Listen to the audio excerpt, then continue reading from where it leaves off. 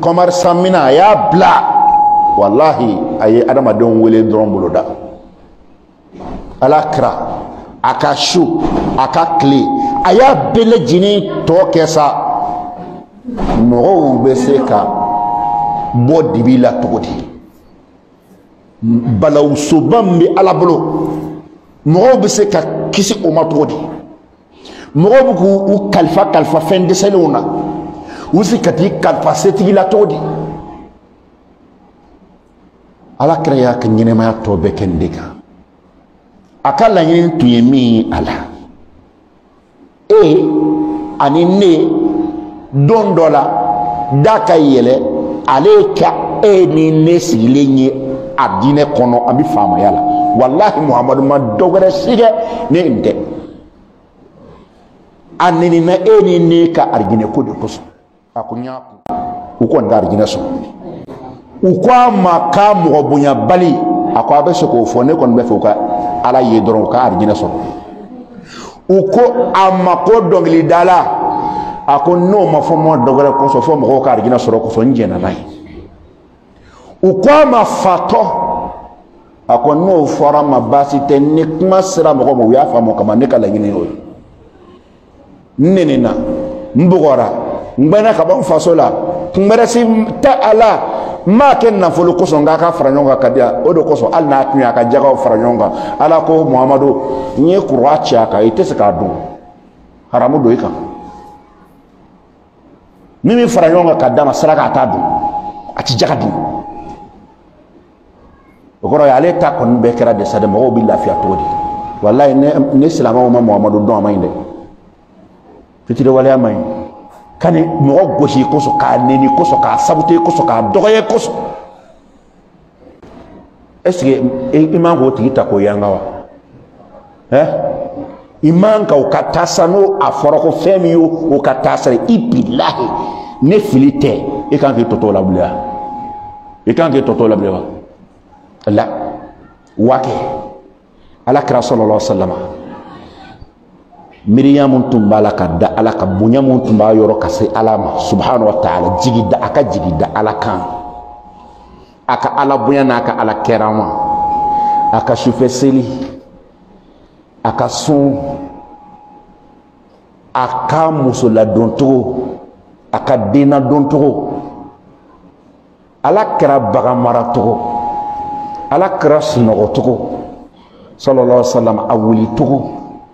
a don togo misiri kono a bɔ togo misiri kono a b'i da togo di a bɛ wuli togo di mɔgɔ min ko an tɛ fɛ k'i ye a n'olu tun bɛ togo di mun ko an tɛ jɛn ko a n'olu tun bɛ togo di nin bɛɛ lajɛlen fara ɲɔgɔn kan kira ka fɔta n'a ka kɛta n'a ka miiriya o bɛɛ sɛbɛn bɛ k'o bila k'a fɔ o ma ko sunna i ye fɛn mun kira ka miiriya aka kewale aka kumaka a folo de mako sunna mo min fana neko muhammadu kamiriyan sallallahu alaihi wasallam muhammadu ka kumakan sallallahu alaihi wasallam muhammadu ka wale aseli togo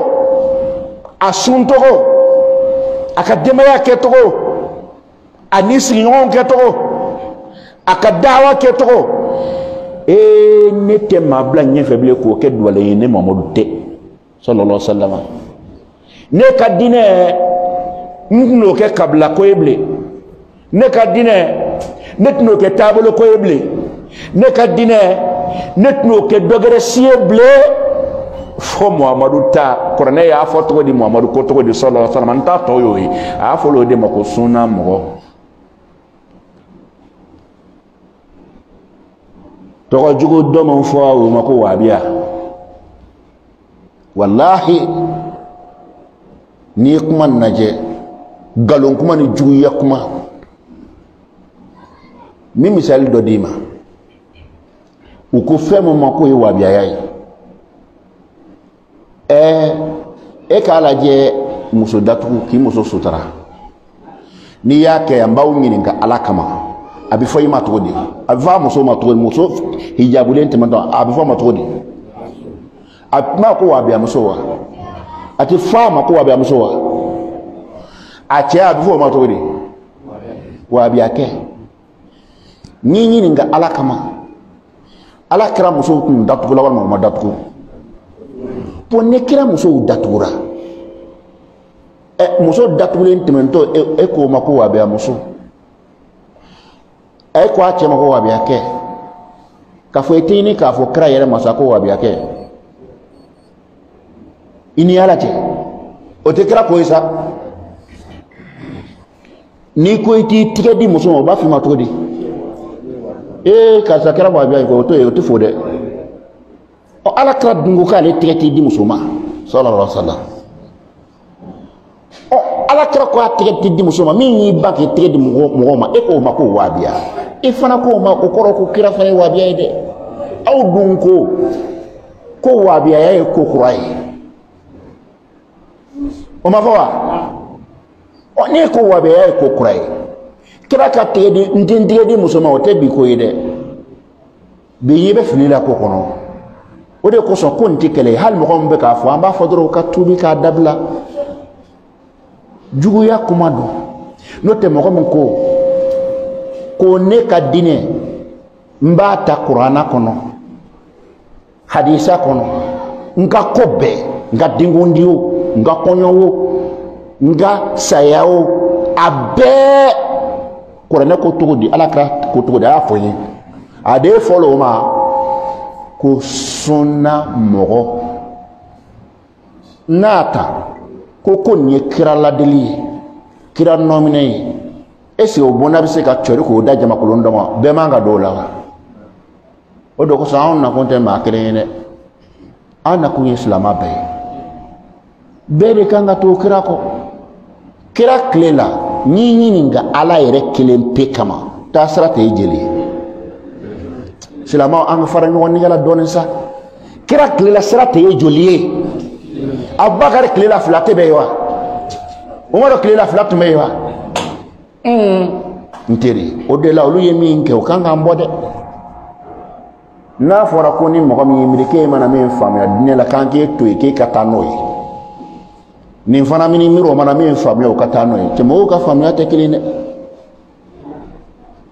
dana ke dinena a dine tasra dobe nu ka ko damna nyene e reslama ma bi ka ba ko nun tan yashi joy o ko kabini ala ide ma ye folo bien ka itake o résultat de oui bien ki itake abi mo tunu be ka ala de take ka krata ka o do sa bay sallallahu alaihi wasallam ngalon kuma do wa an sira o me hola na soro ko be de ya famu anga ke ala kama chien tasra de sunnay sabtili kan wangolo bla kerefe kuma juguma fokoy kabla ko kabo dine ko la parti ko kabo dine ko la dine ko to ka ke ala ko to di subhana muhammad ko to di sallallahu alaihi wasallam jama ka ke jama kelen kuma nde neni mbeta ni jama be jena te yoro mo ngo ko nga dine ta yoro qur'ani nga dine ta yoro sunna mi mana fo ko al no yen fata e mo bla mi mana fo ko al ni mbata e mo bla olu jama kule sigolo kanga ke ko kungolo to olu lawa o kanga ke wa ala kira mi namba ko ale ka sunna mi nambe kuma naka ala kira ko sallallahu alaihi wasallam ka kana ke ma sabaye yoroshila fo aka ma klenta ko ka amiruye ala kira de afo sallallahu alaihi wasallam mo saba kana ke kene shikilenga fo aka kelen yira ko ka sayede anga amiru yana nga sigi han nasura ta to do bu kono la dola al na be ci dola aba sonti al na e baro dana o baro ngono na aka fo ka sayede baro kuntigi wanaye mo do yira ko baro kuntigi madama amma ala sosofo abi wajibi yeka arjina yinina ika to atala nima ko ni ergle mai ko kono ha ole kama mali kono bi alhamdulillah rabbil alamin ube fe ka slama sunna be nyema kelenga soro bolo se shimi na ko ni nyamai atiti alaye atite kiraye nga ati kungolo yi ko kungolo ntama yinde akaywa jebe yaudo ka nyama ba kelentewa jebe kiricen ga nyama ba kelentewa me jebe islamo ka nyama ba joy o no te folo jebe tama soro folo jamana fana taka nga soro chandewa bo bebe se ka kenyema ba kelen ko to de kasoro be ka la yini tekele ngandi adamadiya hakil na misenuma dine ko hinde ma be fara nyanga wa bo na soro aw ka dine tayoro an aw ka dine tayoro na kele kele ya bi dafa wala ma te dafa o do ko so suna ni ya laje uniforme o dewa ni boro ka misilin na kata suna misiri fefena